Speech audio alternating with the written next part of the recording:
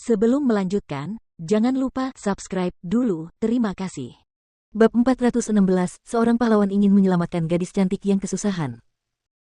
Huang Xiaolong terbang dengan kecepatan sangat tinggi sepanjang perjalanan tanpa berhenti untuk beristirahat. Dalam perjalanan ke Treasure Oblast, pikiran Huang Xiaolong melayang. Tidak diragukan lagi, batu darah kerajaan neraka itu adalah barang-barang yang dikumpulkan tuannya dari neraka, yang semakin memperkuat firasatnya bahwa tuannya telah ke neraka lebih dari sekali. Ini terjadi saat taktik Asura gurunya belum mencapai tahap ke-10. Apa artinya itu? Gurunya Ren Wukuang telah melangkah ke alam dewa yang legendaris. Seorang master alam dewa. Kalau begitu, masternya pasti masih hidup. Hanya saja mungkin dia tidak berada di dunia roh bela diri lagi, mungkin dia telah menyeberang ke neraka atau dunia lain yang dekat dengan dunia roh bela diri, seperti dunia Kaisar Perdamaian, dunia pedang giok, atau dunia dewa tak terbatas. Terlintas pula dalam benak Huang Xiaolong, jika gurunya mampu menembus alam dewa, maka, sebagai orang terkuat nomor 1 di benua awan bintang, pemimpin kultus Dewa Kosmos kemungkinan besar juga merupakan seorang penguasa alam dewa.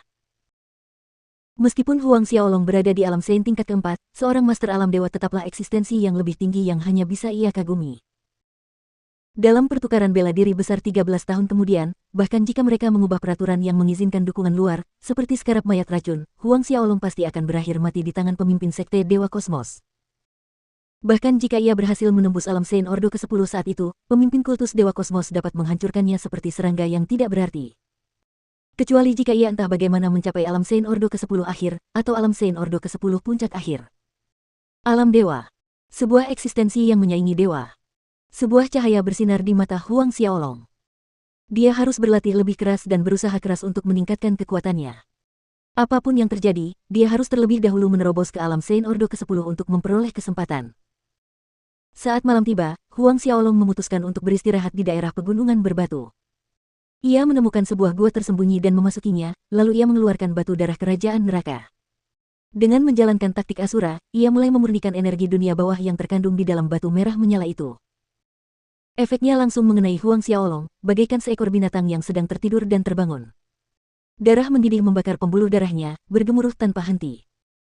Tubuh Huang Xiaolong bergetar seakan-akan dia terbakar di lautan api surgawi, rasa sakit yang tak tertahankan menyerbu setiap bagian tubuhnya. Untuk sesaat, Huang Xiaolong mengira dirinya telah berubah menjadi abu-abu. Energi luar biasa dari batu darah kerajaan neraka merajalela seperti gelombang yang tak terkendali, mirip dengan kekuatan bintang-bintang di angkasa, menyerbu tubuhnya, menghancurkan semua yang ada di jalurnya. Huang Xiaolong cepat-cepat memaksakan dirinya untuk tetap sadar, menahan rasa sakit luar biasa berulang kali saat ia berusaha sekuat tenaga memurnikan energi dunia bawah ini. Kabut berwarna darah mulai memenuhi gua, berkelok-kelok di udara. Malam telah berlalu. Di tengah-tengahnya, sinar berwarna darah melesat keluar dari tubuh Huang Xiaolong, menembus langit tinggi. Ledakan keras terjadi saat gua runtuh karena semburan cahaya berwarna darah dari Huang Xiaolong. Sosok Huang Xiaolong muncul di udara, cahaya merah gelap berputar di sekitar tubuhnya saat dia berdiri di udara, menyerupai Raja Asura dari neraka, mengintip ke puncak gunung yang runtuh di bawahnya. Dengan garis keturunan Asura, berlatih taktik Asura memang jauh lebih cepat. Huang Xiaolong terkejut. Hasil latihan satu malam sebanding dengan latihan sebulan penuh di masa lalu. Berdasarkan kecepatan ini, taktik Asuranya dapat segera maju ke tahap ke-6. Huang Xiaolong menyadari bahwa setelah memurnikan sepotong batu darah kerajaan neraka, Ki Asura di dalam dirinya menjadi lebih murni, semakin murni Ki Asuranya, semakin kuat kekuatannya. Beberapa saat kemudian, siluet Huang Xiaolong menghilang dari pegunungan berbatu, dan dengan cepat menuju ke Treasure Oblast.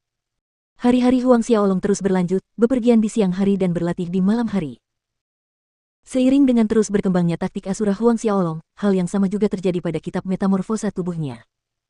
Meskipun kitab metamorfosa tubuhnya telah mencapai tahap kesempurnaan, energi esensi sejati dalam dantiannya dapat berevolusi tanpa henti. Seiring berjalannya waktu, seni sumi ilahi Huang Xiaolong terus berkembang setiap hari. Huang Xiaolong saat ini dapat membentuk lebih dari 800 lengan saat menampilkan seni sumi ilahi. Dengan mempertimbangkan keterampilan pertempuran paling rata-rata, setelah dieksekusi secara bersamaan menggunakan lebih dari 800 tangan, kekuatan penghancurnya mungkin dapat membalikkan langit. Namun, 800 tangan ini masih melayang dalam bentuk tak berwujud dan belum mengembun menjadi entitas nyata. Begitu mereka mengembun, tak seorang pun di dunia roh bela diri akan mampu menahan satu serangan pun dari Huang Xiaolong.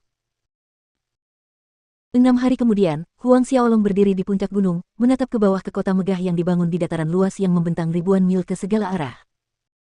Di depan adalah Enigma Oblast, dan sedikit lebih jauh ke atas akan ada Treasure Oblast. Huang Xiaolong bergumam pada dirinya sendiri, melompat turun dari puncak menuju ke arah Enigma Oblast.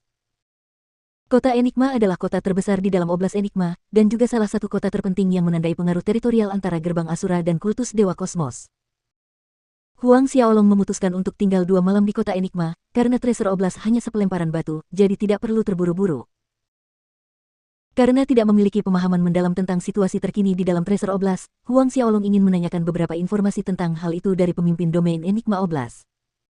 Selain itu, ini adalah pertama kalinya Huang Xiaolong mengunjungi kota di bawah pemerintahan Gerbang Asura, jadi dia ingin menggunakan kesempatan ini untuk memahami situasi umum kota-kota ini. Huang Xiaolong melangkah menuju gerbang kota menuju kota Enigma, berbaur dengan kerumunan berbagai pejalan kaki yang menuju ke kota.